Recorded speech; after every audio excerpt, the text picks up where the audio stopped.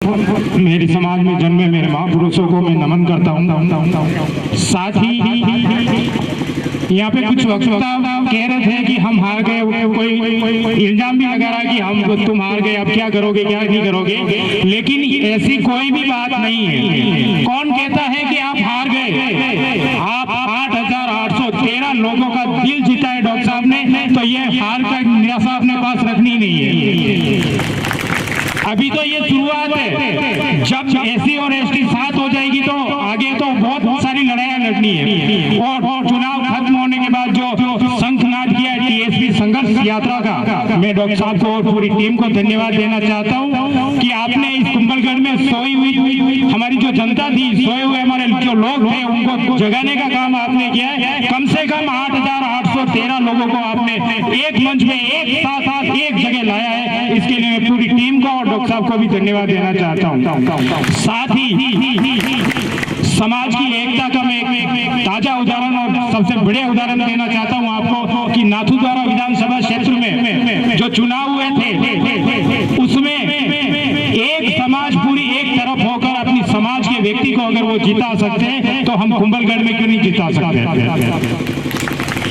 जब सीपी जोशी विधानसभा अध्यक्ष, कांग्रेस के बड़े लीडर जो राजस्थान में अपनी एक अलग पहचान बनाई हुई है, लेकिन नाथूद्वारा के अंदर से विश्वराज सिंह जी ने अपना नामांकन बीजेपी से भरा था, तो पूरी की पूरी समाज उनकी तरफ एक हो गई, बाकी के लोग सीपी साहब के साथ में थे और विश्वराज सिंह जी को जिता के उन्होंने विधानसभा भेजा। तो हम भी आज से ये प्रण ले, जो हुआ उसको भूल जाना है।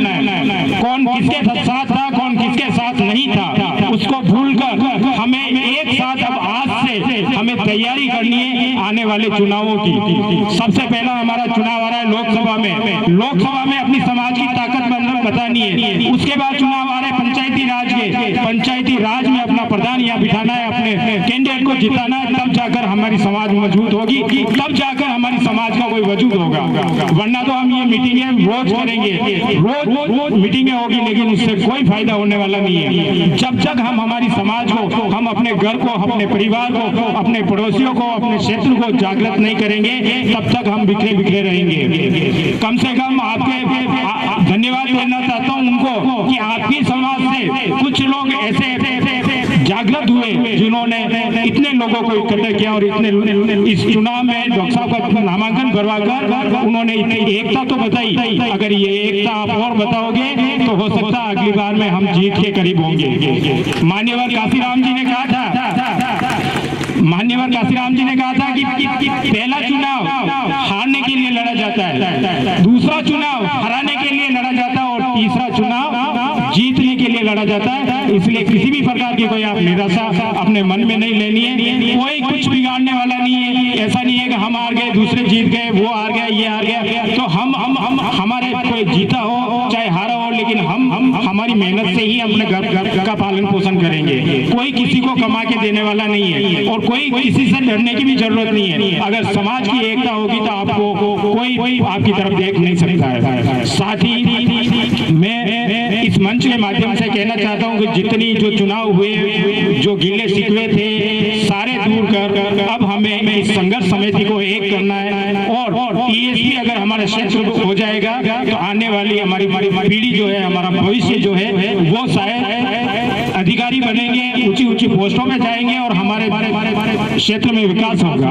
अगर हमने आज साथ नहीं दिया, क्योंकि हमारे यहाँ जागृति नहीं थी, पुराने लोग हैं, उनको टीएसपी का भी मतलब नहीं था। टीएसपी होता क्या है? टीएसपी करवा के क्या करना आपने को? आपने तो बीजेपी कांग्रेस को जिसको भी वोट देना है वो सब करवाएंगे अपने। नहीं, ऐसा नहीं है। टीएसपी में हमारे बच्चों को सबसे पहला काम है हमें हमारे बच्चों को अच्छी शिक्षा दिलाना। उनको शिक्षा दिलाएंगे तब जाकर उस टीएसपी का फायदा ले सकते हैं। हमारे बीच में बहुत सारे लोगों ने भ्रमित किया कि उनका आरक्षण वो खा गए, उनका आरक्षण ये खा गए, लेकिन ये सब भ्रमित करने वाली चीज है। क्योंकि जिसने शिक्षा प्राप्त की उसको टीएसपी का फायदा मिला, जिसने शिक्षा प्राप्त की उसको आरक्षण का फायदा मिला। तो हमें कुंभलगढ़ में आज से जो शंखनाद हुआ है इसको छोड़ना नहीं है और इससे कई गुणी ताकत के साथ हमें सरकार से भी लड़ना पड़ेगा तो हम लड़ेंगे, लेकिन हमें एक होकर एकता बताकर ये काम करेंगे तो हमारी कोई सुनने वाला सुनेगा, वरना तो हम ऐसे दौड़ते रहेंगे, ऐसे संघर्ष करते रहेंगे। मैं यहाँ के संचालन करता एवं सभी का पुनः धन्यवाद देना चाहता हूँ कि आपने मुझे इस मंच पर बुलाया। मैं अपने शब्दों को यही विराम देता हूँ। एक बार सभी का धन्यवाद, आभार, और एक बार मेरे साथ नारा जरूर लगाएंगे। जय जोहार का नारा है, जय जोहार का नारा है, जय जय जय जय जय भीम। धन्यवाद। भाई साहब के लिए जोरदार ताली हो जाए। बहुत ही बेहतर बात बताई भाई साहब ने।